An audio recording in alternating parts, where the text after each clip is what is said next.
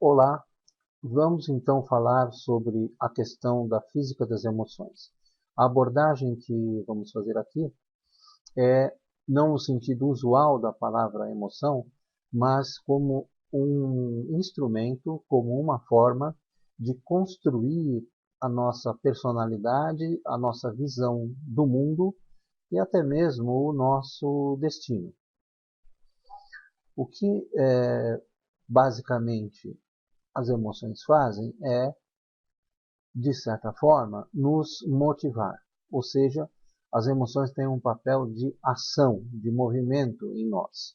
Essa forma de movimento está ligada ao fato de que o nosso cérebro processa bilhões de informações, todavia, a gente só seleciona uma parte dessas informações. E a questão é, como que essa parte é selecionada? Em segundo lugar, quem é que faz essa seleção desses 400 bilhões de informações? Nós apenas vamos selecionar 2.000. Então a questão é, como que esse processo acontece? E a neurociência deu uma resposta para nós sobre essa questão. Existe um fator principal que faz com que a gente selecione essas informações. E esse fator principal são as emoções. Ou seja, as emoções vão servir como um meio pelo qual essas informações são armazenadas em nosso cérebro. E aí, nós temos aqui um exemplo de como a emoção chega até o nosso corpo de forma totalmente inconsciente. A gente não tem consciência disso. Ela percorre um caminho que vai desde do hipotálamo, que é uma região no cérebro responsável pelo nosso centro emocional, e essa informação chega até as células do nosso corpo. Então nós vamos ter células, na verdade, formadas por informações emocionais.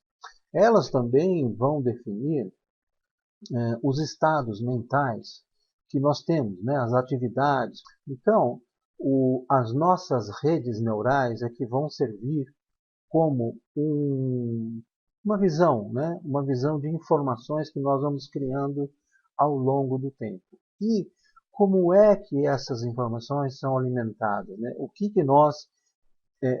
o que surge em nossa mente é tudo aquilo que alimentamos ao longo do tempo. E quando é que surgem as primeiras emoções básicas em nós? Isso acontece já nos primeiros meses de vida, né? Sentimentos como medo, raiva, inveja, orgulho, apatia, vaidade, etc.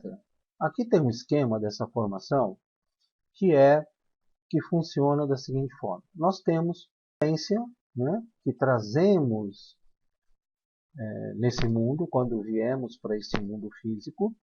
E essa essência, até a nossa infância, está ligada ao que se chama de ideia sagrada, né? Que é, na verdade, um estado superior de consciência. Com o passar do tempo, todavia, o que vai acontecer? Nós vamos perdendo essa consciência da essência, ao mesmo tempo em que vamos desenvolvendo nossa personalidade. E daí acontecem duas coisas. Com essa perda, nós vamos desenvolvendo uma ideia ou uma fixação mental para ocultar a nossa vulnerabilidade ou a nossa fraqueza principal. Ao mesmo tempo, além de uma fixação ou uma ideia mental, a gente vai desenvolver um vício emocional, que é um traço emocional principal que nós vamos ter, que vai compensar aquela perda de um determinado aspecto que tivemos em relação à nossa essência. E isso então vai se construindo ao longo da vida. Começa logo ali nos nossos primeiros momentos de vida e vamos ao longo da vida reforçando essa ideia, essa fixação mental e esse vício emocional.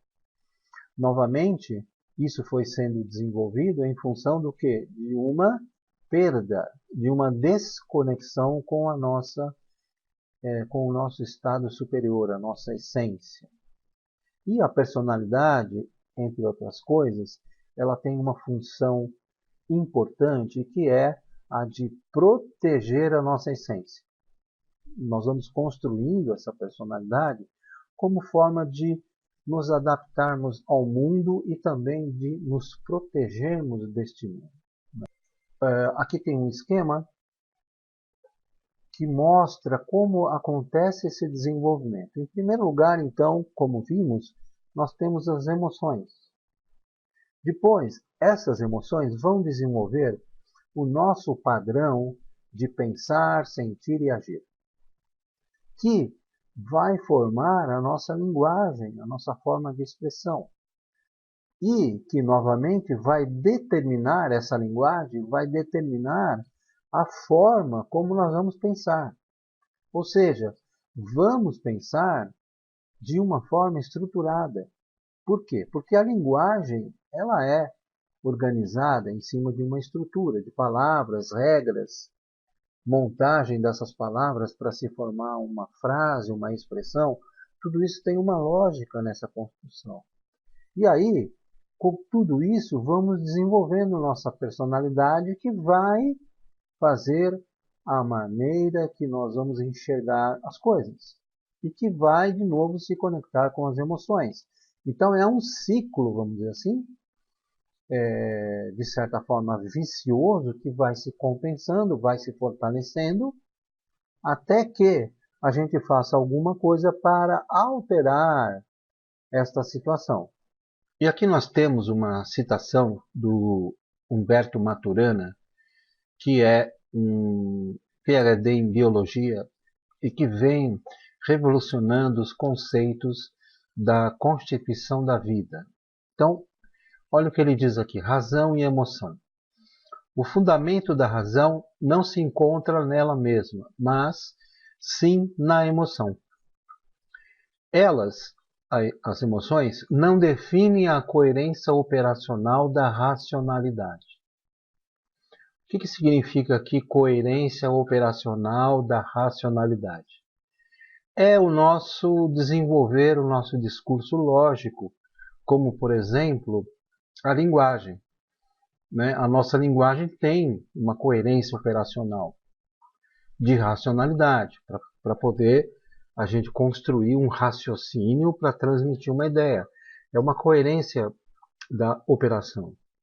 Todavia, ele continua, elas determinam o domínio de realidade no qual vivemos. Então, o que o Maturana está falando aqui? Que a razão, ela não encontra em si mesma um fundamento. O que fundamenta, na verdade, a nossa posição, nossa relação com o mundo são as emoções. Ela que determina o domínio na realidade no qual vivemos. Esse domínio que é das emoções. A razão, ela só serve, vamos dizer assim, para manter essa coerência operacional. Todavia, a razão, ela vai somente nos mover por meio das emoções. Então, o que isso quer dizer? Que a base da nossa personalidade, da formação, do que vivemos de fato, são as emoções. E também aí, então, nós temos uma construção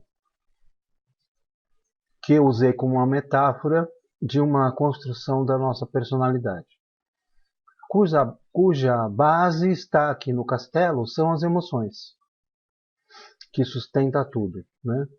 Num patamar acima, nós temos padrões de percepção, representados aqui por essas janelinhas, que são as nossas visões de mundo. Acima desse padrão de percepção, a gente vai desenvolver a nossa linguagem.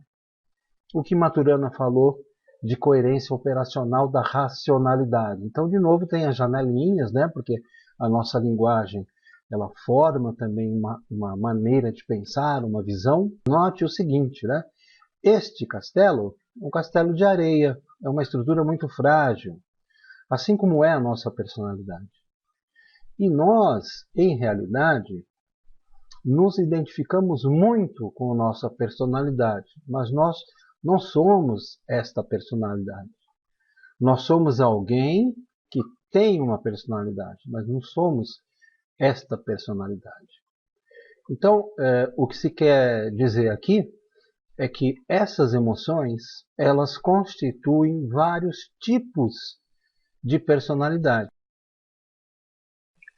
Como nós vimos desde a nossa primeira aula, nós possuímos 3 centros de inteligência, que são o instintivo, o emocional e o mental. O que cabe aqui destacar nessa segunda aula é que, embora tenhamos esses 3 centros de inteligência distintos, as emoções são a base de cada um deles. Por esse motivo, o programa do guia de reprogramação mental, além de tratar do centro instintivo e mental, vai dar uma ênfase em especial a esse centro emocional.